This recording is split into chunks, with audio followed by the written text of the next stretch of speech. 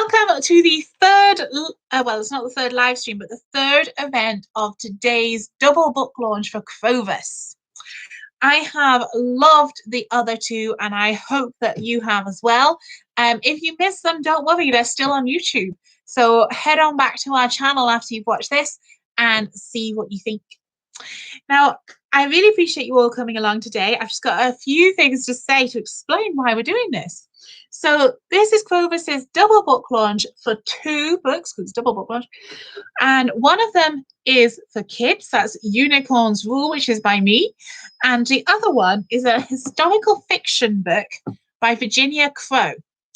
Now, this book is absolutely brilliant. I would recommend, yeah, we'll come on to that in a minute. I would recommend it to anyone who loves reading from the past. So it's set in 1074, which, if for those of you who know your English history, was just a few years after the Battle of Hastings, which changed the entire course of, well, Britain's history, actually, because they did have a lot to do with the Scots as well. I'm not sure they really liked the Scots, but hey ho.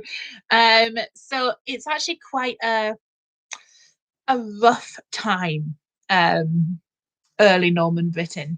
So it is an adult book, but it is so gripping, and it has a brilliant twist at the end, which you will not see coming. I certainly didn't until October. And then I ran downstairs because I was reading it upstairs in bed. When I ran downstairs, I was like, I've got it! I've got it! I know what the twist is! And I was so happy with myself. But I'm going to stop talking about this now because I'm about to tell you what the twist is. And I don't want to do that because that will ruin it for you. The other book is by me, Unicorn's Rule. Now this, well, it can't be more different, if I'm honest. This is written for 7 to 9-year-olds, not 79-year-olds. Although they might like it too. So this is a kid's book, which was written, which is P4-5, well, P4s really, at the time. So that's my book. So I'm gonna hand over to Virginia in a minute to answer this question that came in from one of our newsletter readers. No. Now, if you have any questions about the topic, which is writing non-human characters, then please put them in the chat because we have it at the side of the screen. We can see whatever you put. So writing non-human characters is really important for both of our books. I've got fantasy characters like elves and unicorns and things in mine, and Virginia has animal characters and also a changeling. So, well, possible changeling. So that's what she'll be talking about as well. So the first question is, I was recently reading the Guardian article about how sci-fi writers build their worlds and wondered how much you sketched out in advance of starting writing about your non-human characters. Do you create a whole ecosystem for them in advance, or just start with a couple of general principles and see what comes out from the writing? Now, that is a brilliant question, and I'm going to hand over to Virginia to answer first, and then I'll put in my tuppence worth. So, Virginia. Okay, well, mine is, like you said, quite different to yours in that it's set in 100% in the real world. So yours explores mind time, doesn't it? Which yes, we'll come to soon. Yeah. So you have that added sort of well, but I suppose freedom in a way of writing your non-human characters as you want to, but I suppose that's got problems of their own too. So yeah. Well, we'll come on to mine in a minute. I want to hear about yours. So mine, like you said, you mentioned the three types of non-human characters. So those are the three I'm really thinking about today. But first of all, from the point of view of the ecosystem, the answer to that is that it's just the same ecosystem as what the humans have. So we've got non-humans and humans living side by side, and for the most part, they don't notice anything out of the ordinary. So the humans are are blissfully unaware of anything that's sentient and non-human, basically. So they're just going about their lives most of the time. So their ecosystem is the same ecosystem as the non-human characters. Then everything kind of explodes when these two worlds meet up.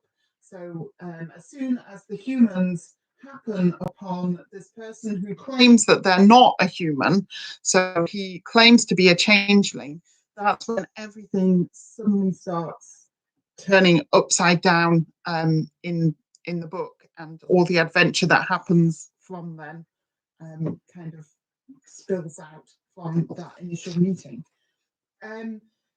But I think it's really important and really, really fascinating from the point of view of writing something that is, it's largely historically accurate. In fact, it's entirely historically accurate in that things could have happened. I think it's really important to have the fact that these things can coexist without really knowing that they are doing. Mm. So we have the changeling who's living a completely different life to the people who live in the hall, and they're quite happily just, like I say, coexisting in that they don't actually have blissful ignorance going on there. So in terms of general principles to start off with, yes, it is just starting with a couple of general principles and then kind of building on it from there. I'm going to come on a little bit later and talk about like how each individual creature interacts with humans. But for now, let me just do that. But for now, just saying that yes, they're coexisting quite happily and quite ignorantly, and that's kind of where we start off with that. So yeah, a couple of general principles, and then researching more into the historical side of how people interacted with these different creatures. Okay. So over to you. Because your answer, like you said before, the books are totally different, which means that the answers, I'm guessing, will be entirely different. So, yeah. Well, mine isn't set in the real world as Virginia's is. It's set in a fictional world called Mind Time, which is created in the minds of children. So I had a different sort of challenge in that a lot of the creatures that are in my book are real creatures in the minds of kids. So things like unicorns. You ask most primary four children, and they will tell you absolutely, definitely that unicorns exist. So they are real according to them. So I wasn't exactly creating my own, but I was putting my own slant on it. So another thing I had to do with this book is I actually wrote it.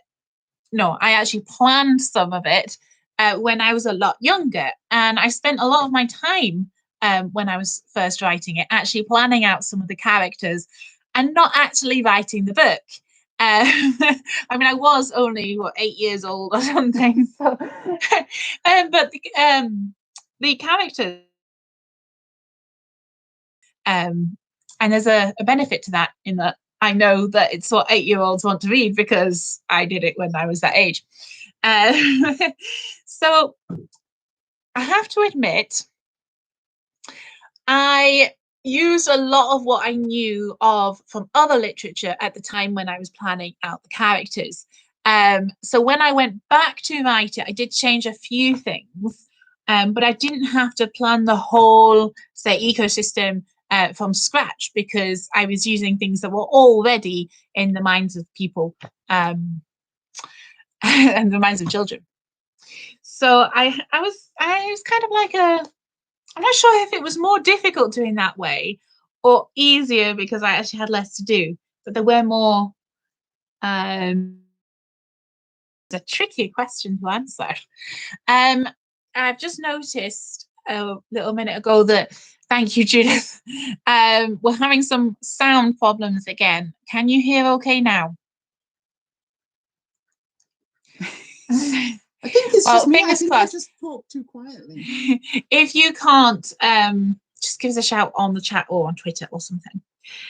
So thank you so much to that person who sent in that question. I do like to have some kind of structure, so it's not as scary. Oh, I'm clear, but Ginny isn't. It's me. Right, speak up, Virginia. Speak up. Okay, so I know you've got some readings to actually show how you've written non-human characters. So there are 3 characters, I think, that you were talking about. There was a robin, there was the white hart, which is the deer we were talking about earlier, and there was the changeling. So which reading are you going to talk about first? Which characters, sorry?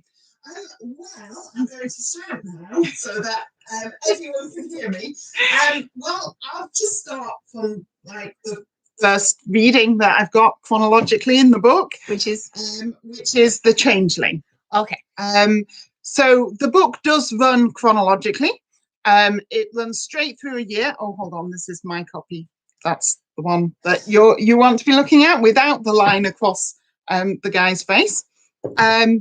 It runs through a year, and we have each chapter is a month. So I'm just going to start with a short reading from January. So right at the start in January, we meet the changeling first of all. Hello, sound technician. Okay, thank you. Thank you. Oh, okay. Thank you very much. Oh, it's a good job we've got you. Yeah. So the changeling is almost human.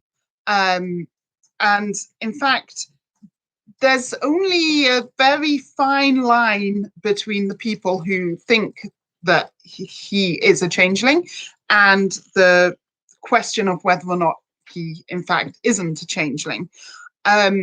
So a lot of what he does, people accuse him of being magic, but actually we find out during the course of the book that he's still got his own set of rules that he lives by. It's just that he's exceptionally good at living in nature. So he's not like he lives out in the middle of nowhere. He lives out in the wilderness amongst the reeds. So he hasn't moved into a building like most of the characters in the story have.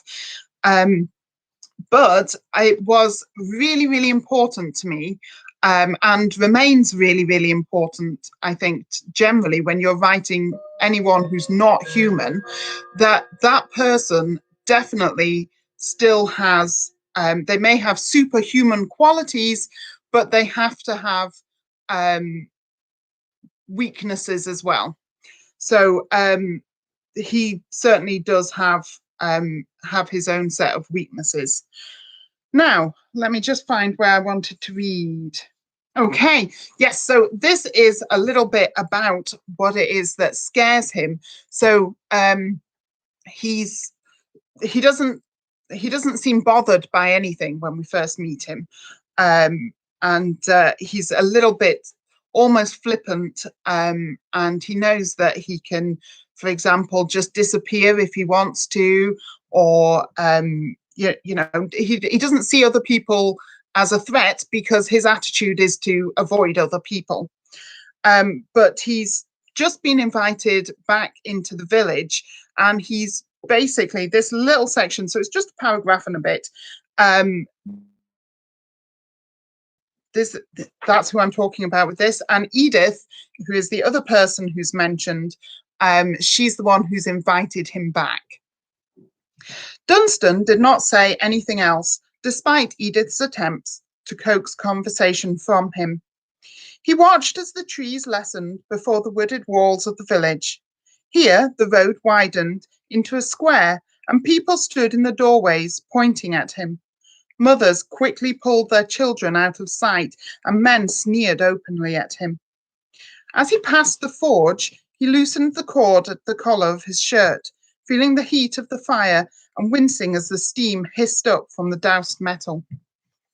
I shouldn't have come, he whispered, his voice trembling. Edith turned to him and pushed back the veil as it blew across her face. I'm glad you've come. I've been anxious about you in the fens since I first met you. I'm amazed you haven't perished in the cold. It isn't the he stepped up to the doors of the hall. I don't like fire, which I haven't started.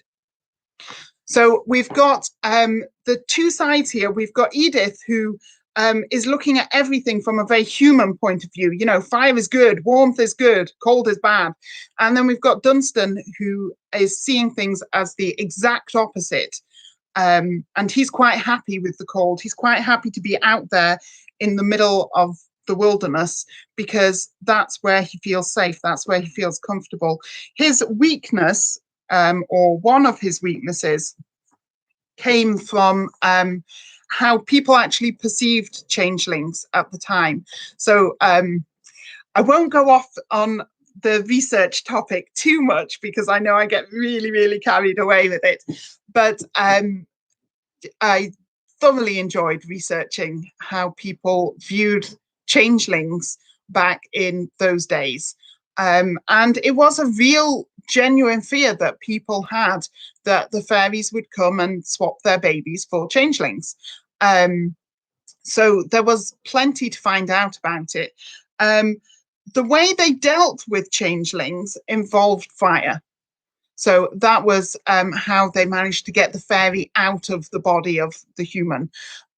So this is why Dunstan is really, really scared of fire, unless he started it, unless he feels like he's in control of it. So that was kind of his weakness, which is, like I said before, is so important. I think when you're creating a character who has superhuman abilities, you have to give them that side where they're also vulnerable and weak. He does have another purpose, one which links the other non-human characters in my story in as well. So he is effectively the bridge that exists between man and nature.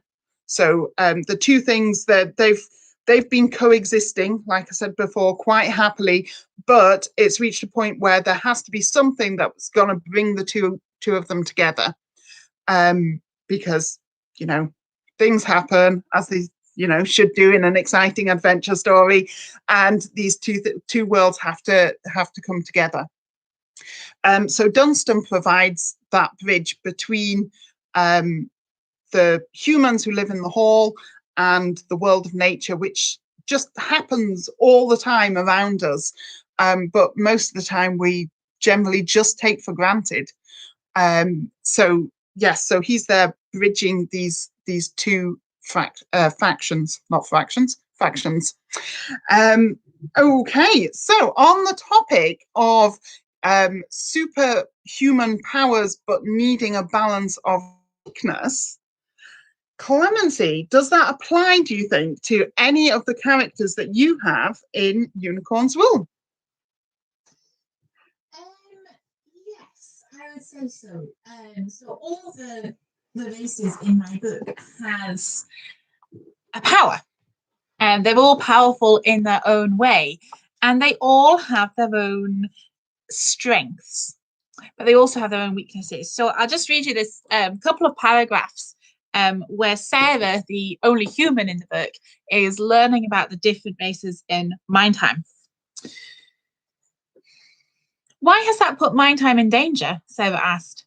For once, John didn't want to talk, but left the explanation to Nadlan. Because with Lisk gone, Nadlan began to explain, all pure and good thoughts are going with her. You see, unicorns are entirely good. Elves are wise. Gnomes are hardworking. Goblins are cunning. And unicorns are the best of us. If Lisk goes forever, then all purely good thoughts go from Mindtime and the minds of the children who created it. What's the use of being wise if you don't have the goodness to use it well? And there's no point in being hardworking if you're not working for the right thing. Okay, so that is a very short explanation of some of the races that are in Mind Time. So elves are wise, gnomes are hardworking. Those two races are two of the main ones. They're the main characters. So I wanted elves to be wise because, quite honestly, that's what I planned when I was little. And if I'm honest, I planned that because Lord of the Rings had just come out. So if I'm being entirely honest with that, that's what it's from. Obviously, then when I got older, I put my own slant on things, but that I was going to say, original. I don't think the elves in your story are very much like the ones in Lord of the Rings. No, but you get that sort of wisdom because they've been around a long time, sort of thing. Yeah. No, they're not really anymore, but maybe that's because the main elf is a kid. So, you know, there's that difference. Gnomes are hardworking, well, they're all gardeners. I wanted all the gnomes to be gardeners because of garden gnomes. And it's hard work gardening. So that's kind of how they got their characteristic. Goblins are cunning. Well, goblins don't actually come into the book. I just wanted to put one in there. That was something a little bit different. And unicorns are the best of us. Well, that's because throughout all mythology, basically, unicorns have been good. They have been kind of more than good, haven't they? Yes, yeah, they are like you said, they're the best of us. Yeah. So in every story that I've ever come across unicorns in, they are always like that. So I wanted that to be the case because it's all in the minds of children. So I didn't want to make things extremely different. So they all have their strengths, but at the same time, they have their weaknesses too. And that comes in throughout the book. So gnomes are hardworking. Well, there are two gnomes in my story. There's Peter and there's John, and they're brothers, but they're very different. And and I think their weaknesses come across just as much as their strengths. So John is very talkative and not very, he's not a thinker at all. You know, he says things which can hurt, but he doesn't say them to hurt. He's not like that. No, he's actually he's a good guy, is John, but he just doesn't think. And Peter thinks too much, and that also comes across. Peter is a little bit too much like an adult, if I'm honest, and that's not really what the main characters want. In fact, that comes across in the book. So they each have their weaknesses. Nadalan, well, she has a weakness in that she doesn't believe in herself like she should. She thinks she can only be powerful when she has this medallion around her neck, which obviously comes into it because it's always good to have, like you said, it's always good to have a weakness when you have an all-powerful being. That's going to be a very short story. So, so you do have to have that weakness there. So, what I would say is when you're planning non-human characters, different races, make sure you know the sort of stereotypical strengths and weaknesses, but make sure that you remind yourself that that is just a stereotype. It would be like me saying, "Oh well." We're from Scotland, so we like to have a deep fried Mars bar. When in actual fact, Ginny's never tried a deep fried Mars bar. I've had a tiny little bite, but it's a stereotype, and you've got to make sure that you know that stereotypes aren't always the case. But there is, you know, there is some truth to some of them.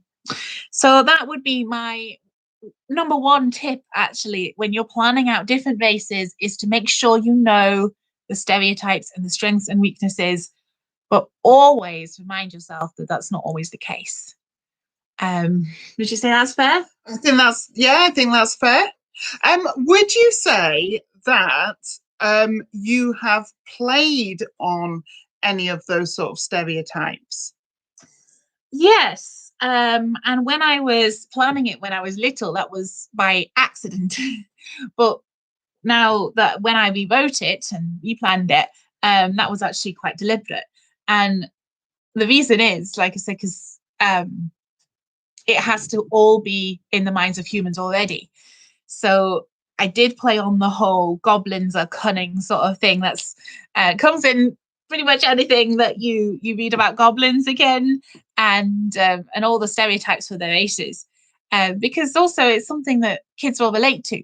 And if I was writing an adult book, I probably wouldn't do it like that, or I would try and make sure that there was more defying the stereotype in this book. But for a kid, if you say to a kid, what do you imagine a gnome as? They will give you a very specific description of probably their granddad's garden. Um, but they know exactly what they want a gnome to be. And I wanted to play on that because it was all created in kids' minds. But at the same time, you've got the opposite end, in that you've got to teach children that not everyone is the same. So that's where Peter and John came in, and that, not just because someone is from a different country or speaks a different language, they're not going to be exactly the same as someone else like them. So that was my reading. Now, you've told us about changeling, Virginia. What about a robin? Ah, perfect. Were you looking over my I wasn't shoulder? actually. It was a 50-50 chance, and I got it right. So I'm just going to write on Crowvus. Okay, right. I will turn this back towards me, but feel free to shove me out of the way if you want to say anything. Hopefully you can hear me a little bit better now when this is facing, when this is facing me. Yes, so I just want to pick up on what Clemency said about language, and talking different language. So the robin has basically two purposes in the year we lived. It has the purpose of being able to, or supposedly being able to communicate with one or two of the characters. Now, you don't really know whether or not that's the case, or whether or not they just like to think it is. So that's the first purpose. And that is kind of what this little bit that I just want to read to you is about. Now, this reading is even shorter than the one I did a minute ago, so just bear with me. So at this point, Dunstan has just made his way back into the fens. So he was out of the picture for a little while, but he's just made his way back to his home in the Fenland. And he knows that someone has been following him, and that's where we pick up. "Why have you been following me?" he asked suddenly, turning as he felt sharp eyes studying him. "What do you want to tell me?" He watched as, with furious chiding, a small bird entered his lodgings.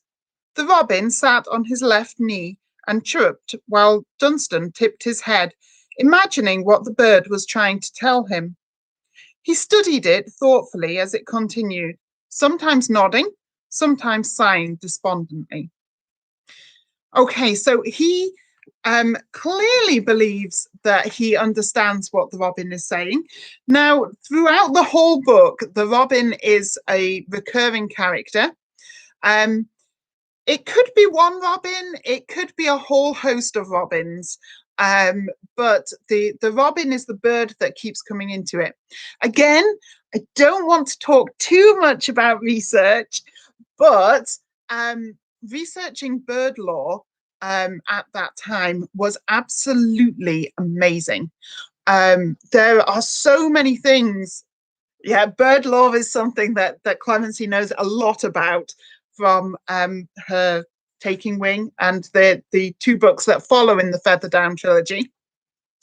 I've had a sneak peek of book 2 and it's really, really good, but that comes out in summer, so hold your horses on that one. So the robin comes in throughout the whole book, or possibly more than one robin, and people really did believe that robins were messengers. So the robin would carry news from one place to another. Now, I don't know whether or not they really believed they could understand what the robin was saying, or whether it was just like a sort of omen to see the robin, and they tried to interpret it to whatever they wanted it to be. But the robin has always been a messenger bird, not like pigeons, not like carrier pigeons carrying messages, but they've been seen as a sign of a certain message being passed on. So throughout the book, we have Dunstan and we have another character called Alan, and you're left wondering whether either one of them or both of them can actually talk to the robin. Yeah, I'm not going to say too much because I don't want to give too much away, but just suffice to say that the robin is a very handy messenger. And on the subject of that, he fills another role as well. So the story starts from one central point. It then scatters across quite a few different places. So the robin serves as a tool to join up those different places, because where a person has to kind of walk along the ground and is absolutely definitely likely to be seen as they walk along the ground, a little robin flying here and there is really, really easy to overlook. So he served as a very handy tool to join up the different characters across different places as well. And because we have Dunstan in one place and we have Alan in another place, and they're both believing that they are talking to or communicating with the robin, then the story naturally bridges across those two characters. So that is the role of the robin. Now, he's never written, we're coming to the idea of writing non-human characters. He's never written anything except a normal robin that you would find in the garden, or on a Christmas card or something like that. He's just a robin. So it's all about what humans have put onto the bird and what ideas they've put across onto that particular bird, which really is so important when you're writing a non-human character, because assuming that you're writing a non-human character who comes into contact with humans, we know how humans think.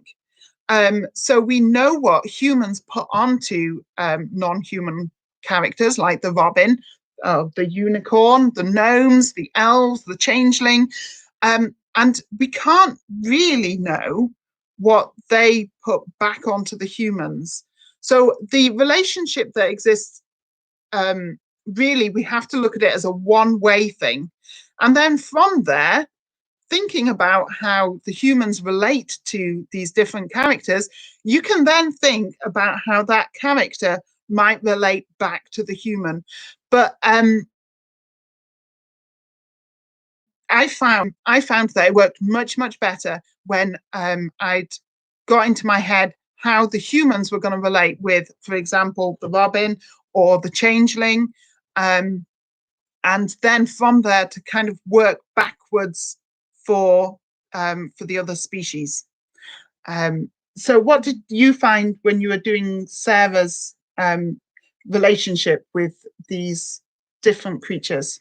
I was just thinking when you were saying that, actually, that there is quite a difference between my non-human humanoid characters and my non-human animal characters. Well, you know what I mean. Because the elves and the gnomes are not humans, but they are humanoid. They have basically the same voice box, so they can communicate with words. But Virginia was saying about the robin. Robins can't do that. And in my book, I had a few that couldn't. And I remember reading, one of my favorite authors is Larry Don. And I remember reading something that she'd written where she said, I made a distinct I've completely forgotten the word. Decision. That's it. I made a distinct decision that for my non-humanoid characters, they couldn't communicate with Helen, who's the human in the book.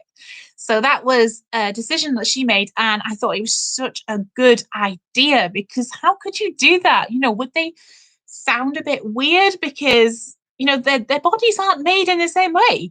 For example, I have a unicorn. Well, that's basically a horse, and horses don't say words.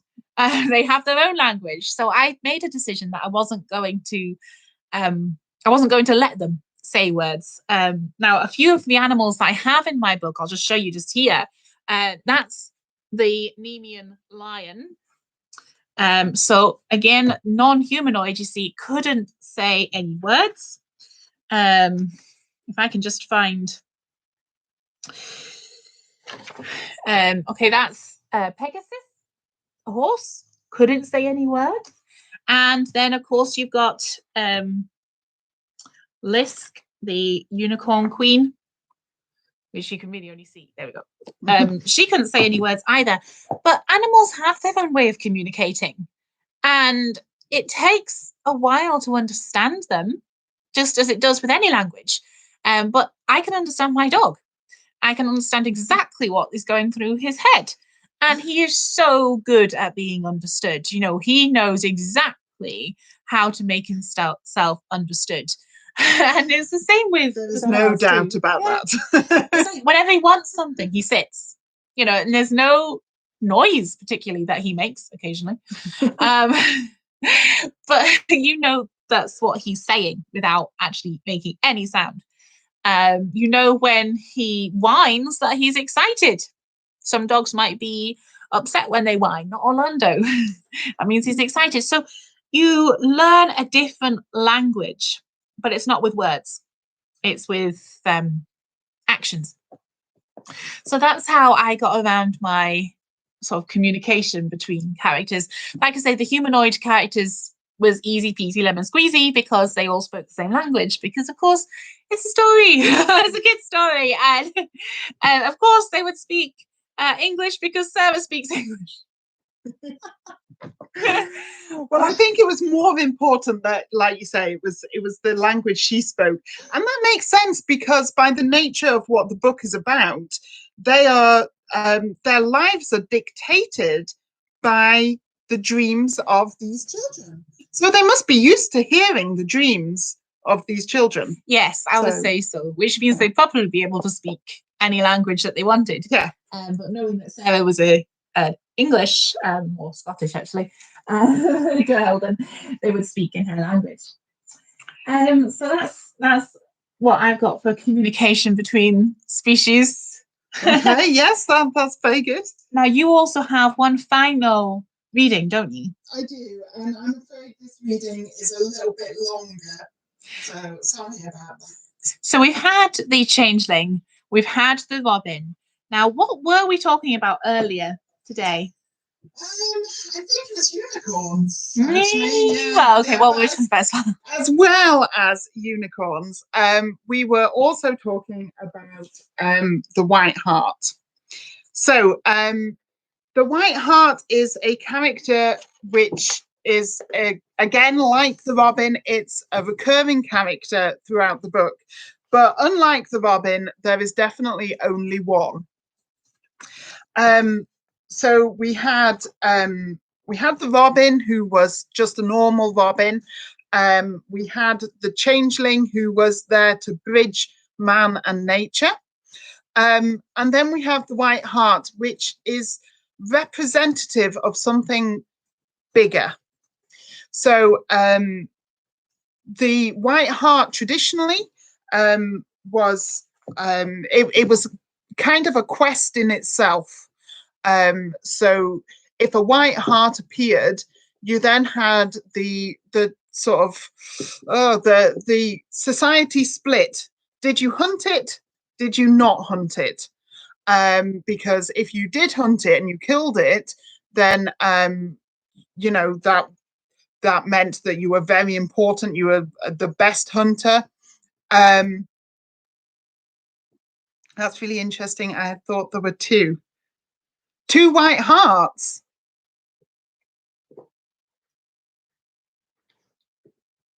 Oh, I think we've got a bit of a delay.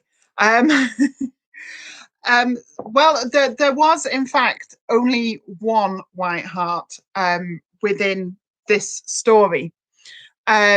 So it can appear across various different places. It moves incredibly fast, as deer do, and incredibly, what's a good word for the way that deer move? Springy. Okay, yeah, we'll go with springy. It moves incredibly springily. No, I'm not sure about that one. Gracefully. That was the word I was looking for. Gracefully. Yeah, but they always manage to make it look graceful. Yeah. Quite sort of jittery.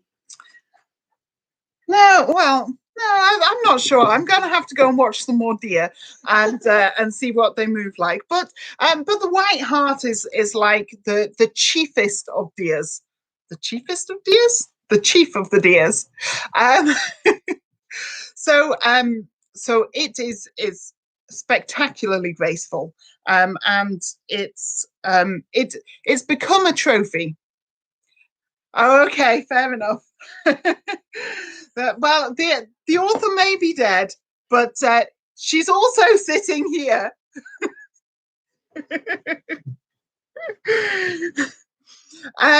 So we have two factions again. I got the right word that time, didn't say fractions.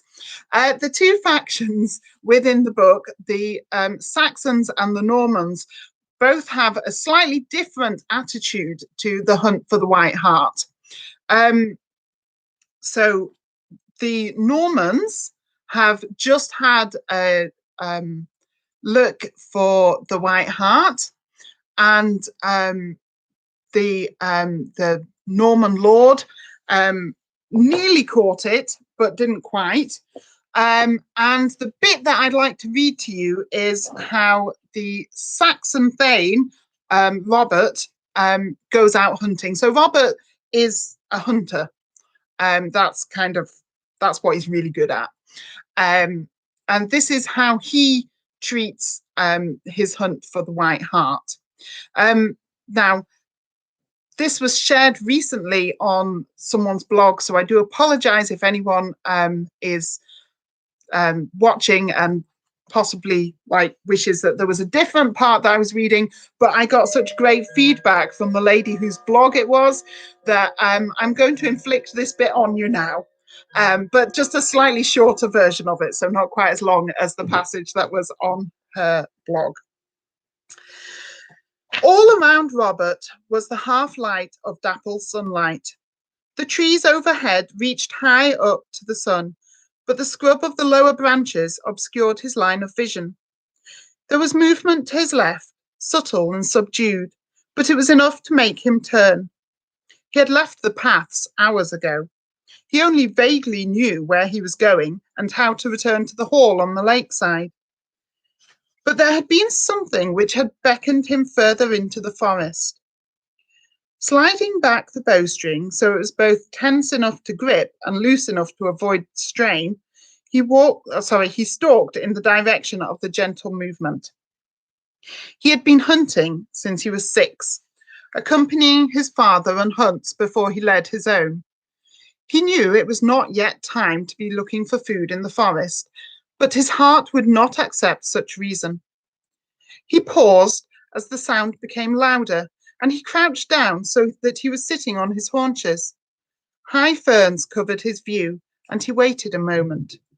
He had seen too many hunts lost by impatient huntsmen. Now he ducked under the low, sprawling branch of an oak and rose to his feet slowly. The forest was thicker here. Dense, leafy branches crisscrossed above him, and he took a moment to focus on his prey. He felt his mouth fall open as his eyes rested on the milky hide of a deer. It did not appear to have noticed him, although its ears pointed forwards and then back at regular intervals.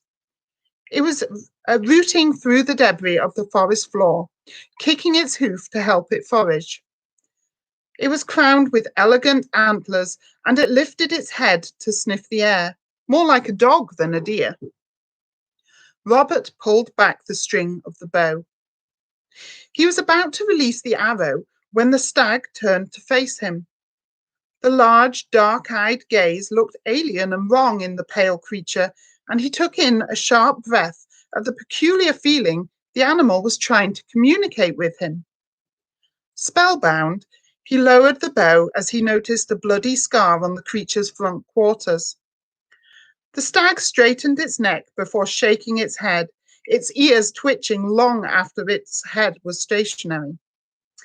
It continued to hold his gaze before it gave a low, booming roar and trotted into the forest. The wound did not hinder it, and nor did the hunter. For many seconds, which turned to minutes, Robert stared in the direction the creature had gone. In 16 years of hunting, he had never seen such an animal. He returned the arrow to the quiver and lowered his bow while he straightened to his full height. Turning, he found he was no longer alone. Swain stood there, his expression as dumbfounded as Robert's own. You let it go, Robert. You saw it, Robert asked, making his voice as clear as he could. Swain nodded. The creature of the king. Some would say the throne belonged to he who had it. Then, if you saw it, you also let it go. There are times when the hunt will yield the most, though you may return empty-handed. I love this line. Yeah. The stag straightened its neck before shaking its head, its ears twitching long after its head was stationary. That's fantastic. Oh, thank you. That's really good because that is just exactly right, isn't it? Thank you. So the relationship that exists between this creature and the hunter totally defies what the role of the hunter is. So he knew that he'd gone out there to go find this creature in the forest. He didn't really know what it was. He just felt like he was being pulled there. But when he saw it, he realized that the hunt wasn't actually about killing the animal. It was about finding the animal. And he felt that connection that he had with the white hart. So, so basically what we have within the white hart is the best of the natural world. And what we have within this particular hunter hopefully comes across as at least a very good person because he didn't shoot the white hart. So maybe not the best of humanity, but certainly a good side of it. So it was really important to keep the white hart as a figure. In fact, I think it's described earlier in the book as the model of innocence and purity. So that's what it represents. It's a creature which represents something. But when I was writing it, I really wanted it. So I'm really glad that you said that. I really wanted it to just be like a deer, like a normal stag, which just looked slightly different. But it was, in fact, exactly the same as another stag, except that it represented something different. Well, if that's the case, why did it have a bloody scar on its front, which didn't hinder it in any way? Well, I wanted it to behave like a normal stag, but it maybe does represent something more. So it did. That was from its run-in with the other faction. So that was as a result of something that had happened earlier. But much earlier? Same month. Same month. Yeah. So you mentioned with Unicorn's Rule that you have the wisest and the best of creatures and the most cunning of creatures and things like that. Do you have a creature that's like the White Hart that that kind of has a definite role to play within those things? So if you have the wisest, does it have like, so elves are the wisest? Would you say that the elf is there just to be the wisest character? Well, not all elves are the wisest. So the baddie in the book is the queen of the elves, and she does know what's going on. But if she was truly wise, then she would have thought twice about imprisoning the queen of the unicorns, because she must have known, she must have been able to figure out that it was going to have terrible consequences on her kingdom. And who wants to, or queendom, who wants to reign a kingdom when it's falling to bits?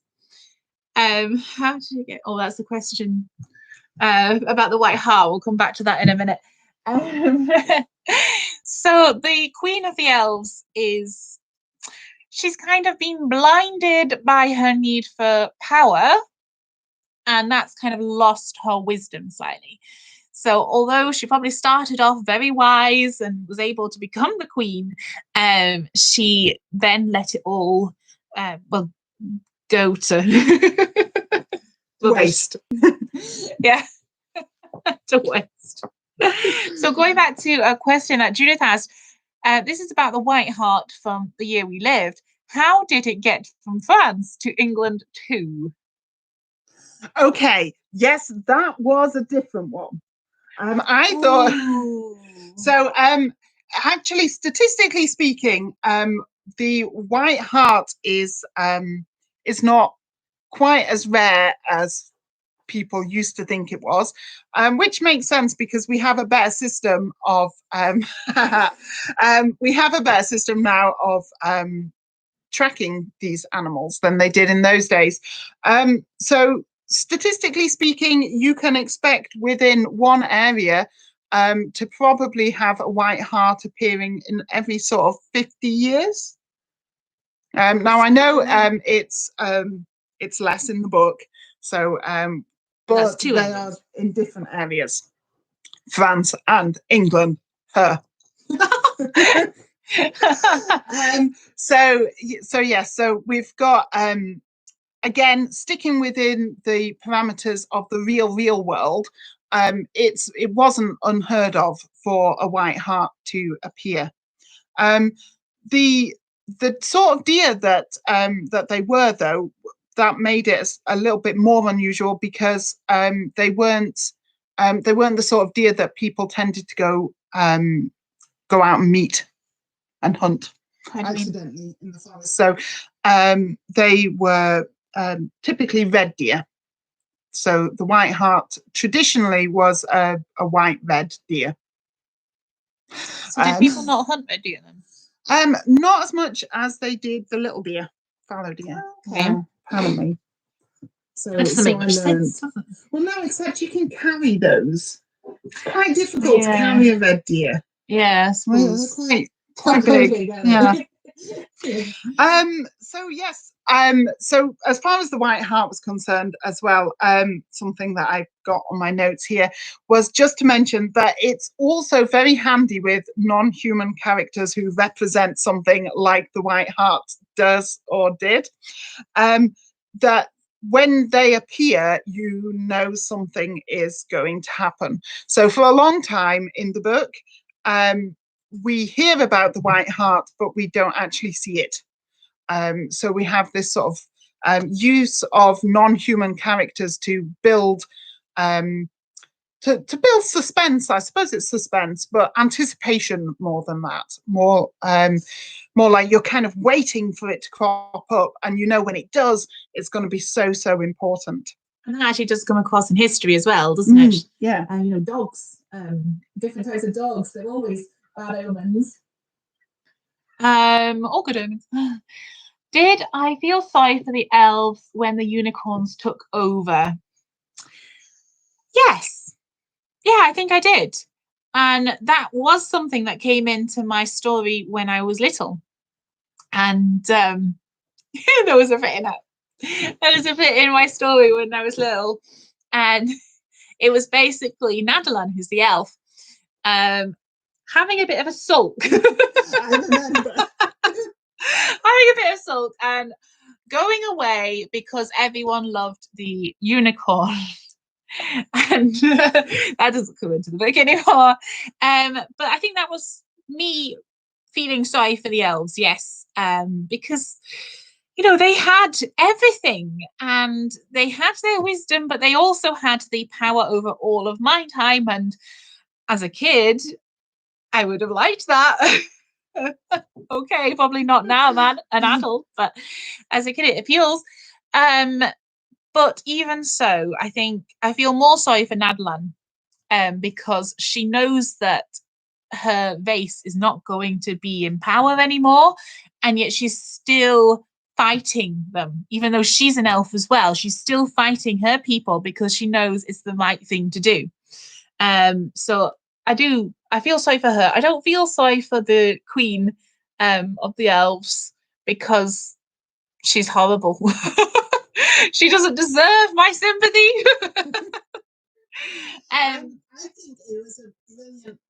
Yeah, I think it was a brilliant idea to have your bad species, your bad non-human character, the same as one of your good non-human characters. So to have the two elves, that was a really, really good idea, because you tend to get, or you can tend to get, like a bad species, and I think that's a really, really bad thing to put out there. Yeah. Oh my goodness. I remember reading a book once that I reviewed actually, and one of the lines in it was the main character was feeling a little bit sad because she thought maybe she should have been nicer to the bad person and tried to make her change. And I kid you not, the other character said, "No, some people are just born bad, and you can't change them."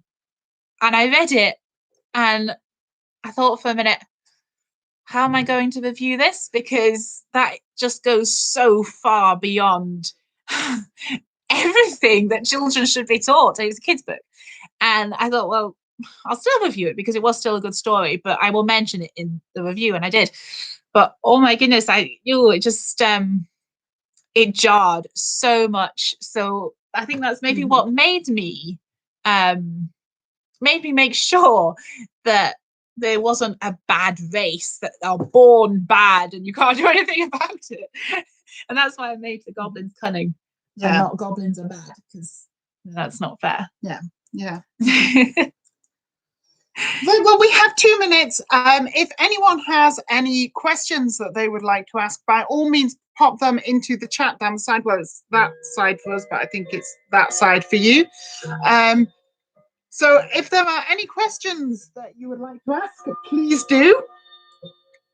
If not, thank you very much for listening to us. I'm afraid I hogged the last hour, so I'm really sorry about that. I don't think so. I think I've had my money's worth. Well, thank you, Judith, as well for asking all the questions and being the technician. Thank you. Incidentally, water demon, water ghost, water horse. Author is dead. You have something about water in every single book that you write. Oh, anyway. So thank you. Yes, thank you so much for coming along. Now the next session is at half past 7. Half past 7. Half 7, and that is, well, it's not unsuitable for kids, but let's be honest, most kids will be in bed probably, or at least starting to get ready for bed. So it is aimed primarily towards adults. And what is that session? That is about history and the appeal of folklore. So bring along any of your ideas about folklore. We'd love to talk them through. Because obviously, as you've just heard, both of our books have elements of folklore tucked within them. So we're going to be talking about that, as well as talking about what point in time we've chosen to set our stories. So for Unicorn's Rule, it's contemporary. And for The Year We Lived, we're going right back, almost a millennium. That's a bit scary, isn't it? More than a millennium. Oh, show my age. You're not even that old. More than a She's not millennium. even that old. Not that old. So that's what we will be talking about at 7:30 tonight. I will get better at my sums. Right. Thank you so much for coming along. Have a lovely rest of your day. Bye.